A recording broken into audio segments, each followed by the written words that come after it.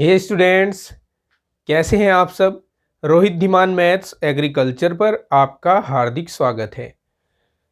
Students, आज के इस वीडियो में हम पढ़ने वाले हैं कक्षा 11 एग्रीकल्चर गणित की प्रश्नावली 2.2 से क्वेश्चन नंबर 25, क्वेश्चन नंबर 20 और 25 से आगे 26, 27 और 28।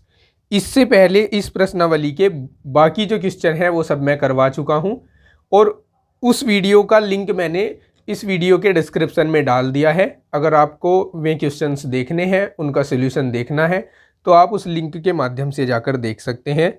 और साथ ही मैंने अभी तक ज्ञान पब्लिकेशन की बुक से जितने भी चैप्टर पढ़ाए हैं उन सब की प्लेलिस्ट बनाकर उसका लिंक भी डिस्क्रिप्शन में डाल दिया है।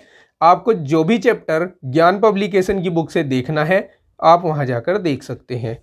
तो चलिए अब हम सबसे पहले क्वेश्चन नंबर 20 को सोल्व करेंगे, क्योंकि कल की क्लास में हमने क्वेश्चन नंबर 20 को छोड़ रखा था, होल्ड पर रख रखा था। आज इसको हम कंटिन्यू करते हैं।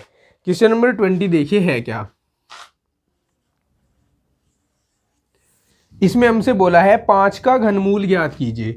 5 का घनमूल ज्ञात करना है, ठीक है। जबकि आपको log 2 की वैल्यू दी है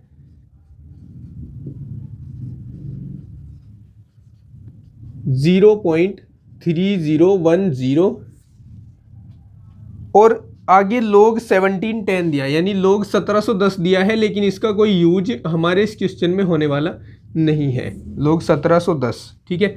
जिस मेथड से मैं इसको करवाने वाला हूं समझाता हूं कि इसका यूज आप किस प्रकार से ले सकते हैं। 2 3 और 3 0, ठीक है, ये है।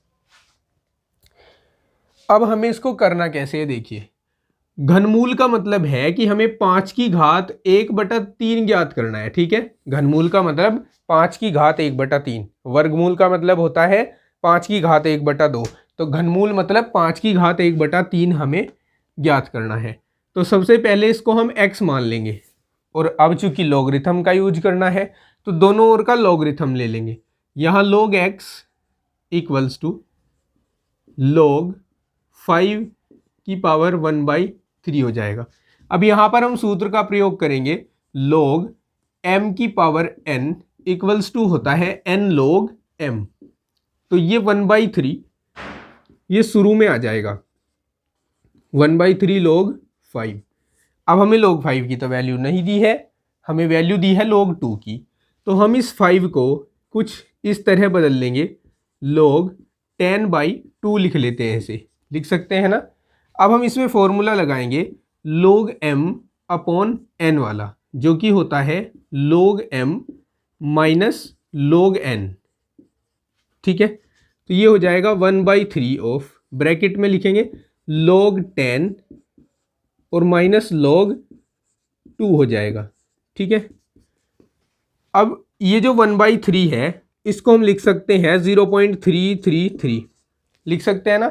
अगर हम 1 को 3 से डिवाइड करते जाएं तो 0.3333 आता चला जाएगा, लेकिन हम बस यहाँ पर दशमलव के बाद की 3 संख्याएं लिख रहे हैं। इसके बाद log 10 की वैल्यू होती है 1 और log 2 की वैल्यू 0.3010, ठीक है। अब हमें पहले इसे 1 में से घटा लेना है, तो ये 0.333 हो जाएगा। इसको 1 में से घटाइए, देखिए कैसे घटाओगे। 1.000 लिखोगे और इधर 0.3010, एक और 0 ऊपर बढ़ा लो, माइनस करोगे तो यहाँ 0, यहाँ 10 में से 1 गया 9, यहाँ 9 का 9 बचेगा, यहाँ 9 में से 3 गए 6 बचेंगे और इधर बचेगा दशमलव, एज इट इज लगाएंगे दशमलव के नीचे और इधर 0 बच जाएगा। तो ये हमारे पास बच जाएगा 0.699, ठीक है। अब हम इन दोनों की मल्टीप्लाई करा लेते हैं। मल्टीप्लाई कराने के बाद जो आएगा उसको मैं डायरेक्ट लिख रहा हूँ, क्योंकि मल्टीप्लाई कराने में काफ़ी टाइम लग जाता है और मल्टीप्लाई करना आप सभी जानते हैं, इसलिए मल्टीप्लाई करके दिखाना मुझे नहीं लगता कि आपके लिए ज़रूरी है। तो जब हम इन दोनों को मल्टीप्लाई करेंगे तो आएगा 0.2327, ठीक है। अब ये किसका वैल्यू आया है, ध्यान देना, ये वैल्यू आया है log x का। और हमने क्यूब रूट किसको माना है, हमने क्यूब रूट माना है x को। तो हमें अब x की वैल्यू चाहिए। x की वैल्यू को फाइंड करने के लिए हमें इस log को हटाना होगा, और log को हटाने के लिए हम एंटी log का प्रयोग करते हैं। इसमें प्रति लघुगणक लगेगा, तब जाकर ये क्वेश्चन सोल्व होगा। तो हम इसमें एंटी log ले लेते हैं। Taking anti log on both side, दोनों साइड में एंटी log ले लो। जब एंटी log लिया जाता है तो log हट जाता है और ये खाली x बचता है, और इधर एंटी log 0.2327 ऐसे लिख देंगे। अब या तो आप इसका प्रयोग कर लें या फिर आप सारणी का प्रयोग करें। इसका प्रयोग थोड़ा सा अटपटा हो सकता है, क्योंकि इसके लिए हमें इसे इसके जैसा बनाना पड़ेगा, और इसके जैसा बनाकर फिर उसके स्थान पर लिखना पड़ेगा 1710। तो मैं आपको लघुगणक सारणी से जो एंटी log टेबल है हमारी, उससे बताता हूं कि उससे कैसे देखते हैं हम इसको। देखिए, सबसे पहले यहां आप देखिए एंटी log के पहले दशमलव के बाद वाले 2 डिजिट देखिए, क्या है 23। अब हमें 23 का एंटी log देखना है। मैं सारणी से बताता हूं, आपको सारणी दिखा देता हूं।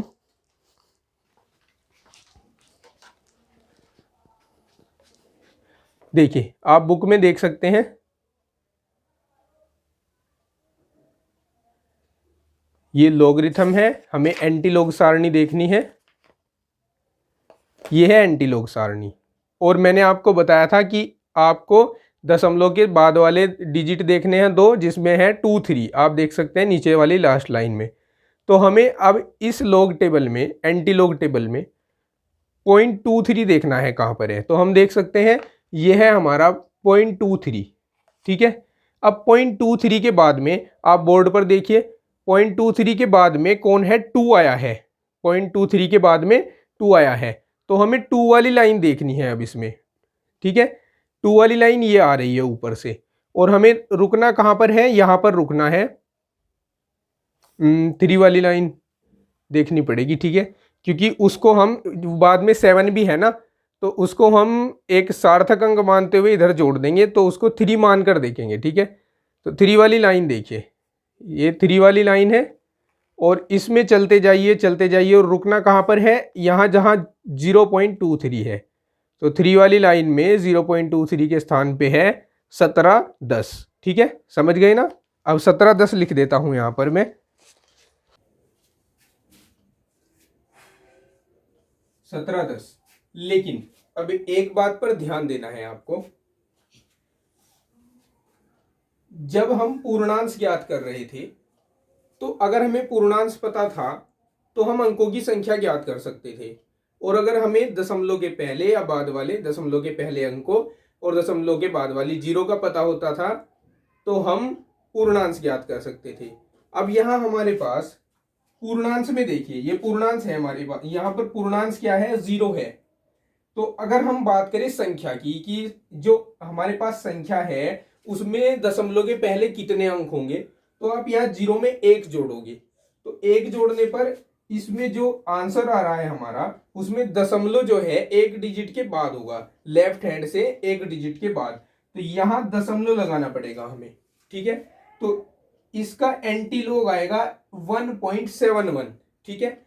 और ये x की वैल्यू आई है, और x की वैल्यू किसके इक्वल ली थी हमने, 5 के घनमूल के इक्वल ली थी। तो ये वैल्यू आ गई, और यही हमारा आंसर होगा, यानी ये 5 का घनमूल है। अगर आपको अपने क्वेश्चन को वेरीफाई करना है तो आप एक काम कीजिए, इनकी गुणा करा लीजिए, और फिर जो आंसर आएगा उसमें फिर से 1.71 की गुणा करा लीजिए। जैसे ही गुणा कराओगे आपके पास 5.00035 समथिंग आएगा। तो आप यहां से लगभग 5 लिख सकते हैं, अर्थात आप यहां प्रूव वेरीफाई कर सकते हैं अपने आंसर को कि यही 5 का घनमूल है। समझ गए। चलिए अब नेक्स्ट क्वेश्चन को सोल्व करेंगे।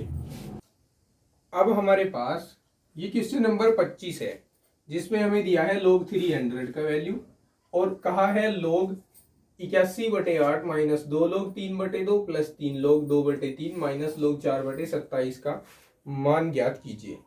देखिए log 300 का वैल्यू तो ये है, लेकिन अगर हम बात करें log 3 की वैल्यू की तो वो होगा 0.4771।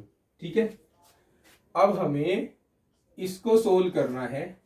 देखिए सबसे पहले ये जो पीछे log के पीछे अंक लिखे गए हैं इनको घात बनाकर लिख देंगे। तो ये log 81/8 माइनस log 3/2 की घात 2 प्लस इसको लिखेंगे log 2/3 की घात 3 माइनस log 4/27 हो जाएगा। ठीक है, ये दो दो के जोड़े बना लो इनके। ठीक है, अब पहले जोड़े में देखो हम प्रॉपर्टी लगाएंगे log m minus log n वाली, जो होती है log m/n। ठीक है, यानी ये जो दूसरी संख्या है ये इसके अपोन में आएगी। अब मैं इसको अपोन में लिखकर डायरेक्ट गुणा में लिख रहा हूं। गुणा में लिखते वक्त एक परिवर्तन करना होता है, जो हर होता है उसको अंश, जो अंश होता है उसको हर बना देते हैं। और मैं दो काम एक साथ करूंगा, घात भी खोलूंगा इसकी, तो 2 दूनी 4 लिख दूंगा इसको, और इसको 3 तिया 9 लिख रहा हूं। फिर प्लस लोग, यहां भी मैं ऐसा ही करने वाला हूं। 2 की घात 3 मतलब 8 हो गया, और 3 की घात 3 मतलब 27 हो गया। और फिर गुणा लगाया, 27 को ऊपर लिखूंगा और 4 को नीचे लिखूंगा। ठीक है, अब 9 से इसको काट दो 9 बार, 4 से 8 को काट दो 2 बार, 27 से 27 को काट दो, 4 से 8 को काट दो 2 बार। यहां log 9/2 आया और यहां log 2 आया। ठीक है, अब हम इसमें m/n वाली प्रॉपर्टी लगाएंगे, और इस 9 को मैं 3 की घात 2 भी लिखूंगा, और माइनस log 2 हो जाएगा, और प्लस log 2 हो जाएगा। अब माइनस log 2 से प्लस log 2 कट गया, ये 2 पहले आ जाएगा, 2 log 3 लिख सकते हैं इसको हम। अब हम इसमें वैल्यू रखेंगे log 3 की, जो हो जाएगी 0.4771। मल्टीप्लाई कराते हैं, 2 एकम 2, 2 सत्ते 14, 2 सत्ते 14 और 1 15, 2 चौक 8 और 1 9, तो 0.9542। एक बार आंसर चेक कर लेते हैं इसका। क्वेश्चन नंबर 25, 0.9542 ये हमारा करेक्ट आंसर आ गया है। ठीक है, इसके बाद है क्वेश्चन नंबर 26। क्वेश्चन नंबर 26 जैसे क्वेश्चन हमने पहले भी सोल्व किए हैं इससे प्रीवियस एक्सरसाइज में। तो क्वेश्चन दिया है log बेस 10 2 की power x plus 3 equals to log base 10 256 दिया है। यहां पर सबसे पहले हम इस 256 का ये पता लगाएंगे कि ये 2 की कितनी घात के रूप में लिखा जा सकता है।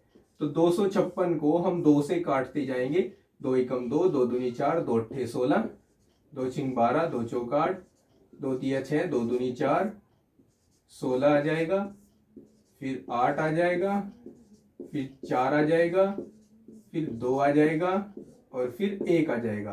तो 1 2 3 4 5 6 7 8। तो इसको हम लिख सकते हैं log बेस 10 2 की पावर x प्लस 3, और इसको log बेस 10 2 की पावर 8 लिख सकते हैं। अब अगर हम कंपेयरिंग कराएं यानी तुलना करवाएं, तो कंपेयरिंग कराने पर इधर से 2 की power x plus 3 equals to होगा इधर से 2 की पावर 8 के, और अगेन कंपेयरिंग कराएं, फिर से तुलना कराएं, तो हम पा रहे हैं इधर से x प्लस 3 इक्वल्स टू होगा इधर 8 के। इसका पक्षांतरण करेंगे तो 8 माइनस 3 हो जाएगा, x की वैल्यू आएगी 5, और ये आंसर होगा हमारे इस क्वेश्चन के लिए। ठीक है, अब क्वेश्चन नंबर है 27।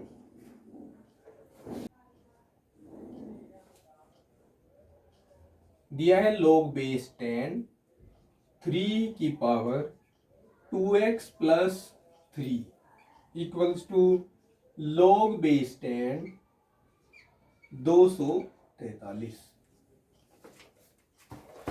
इस 243 के फैक्टर कीजिए और पता लगाइए कि ये 3 की कितनी घात के रूप में लिखा जा सकता है। 3 अट्ठे 24, 3 एकम 3, 3 दूनी 6, 3 सत्ते 21, 3 नम 27, 3 तिया 9, 3 एकम 3। तो 1 2 3 4 5, यानी इस क्वेश्चन को हम अब इस तरीके से लिख सकते हैं। log बेस 10 3 की power 2x plus 3 equals to log base 10 3 की पावर 5। ठीक है, यहाँ 5 टाइम 3 आया है। अब हम तुलना कराएं तो हम पाएंगे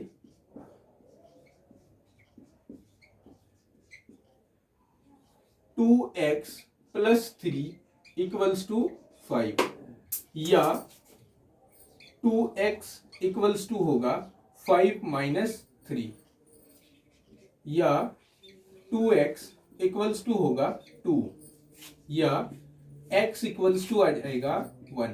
तो इस क्वेश्चन के लिए वैल्यू हो जाएगी 1। ठीक है, ऑलराइट। अब हमारा लास्ट क्वेश्चन बचता है इस एक्सरसाइज से, क्वेश्चन नंबर 28। देखिए क्वेश्चन में कहा है log 2 की वैल्यू 0.30103 ये दी है log 2 की वैल्यू, और कहा है 2 की घात 64 में अंकों की संख्या। 2 की घात 64 में अंकों की संख्या ज्ञात करनी है। तो आप 2 की घात 64 का लॉगरिथम पता कर लीजिए और पूर्णांश का पता लगा लीजिए। उसमें 1 जोड़ देंगे तो अंकों की संख्या आ जाएगी। तो मान लिया ये x के बराबर है, दोनों और लॉगरिथम लेंगे तो log x बराबर log 2 की घात 64 हो जाएगा। ठीक है, log x बराबर, यहां घात को पीछे लिखेंगे, 64 log 2 हो जाएगा।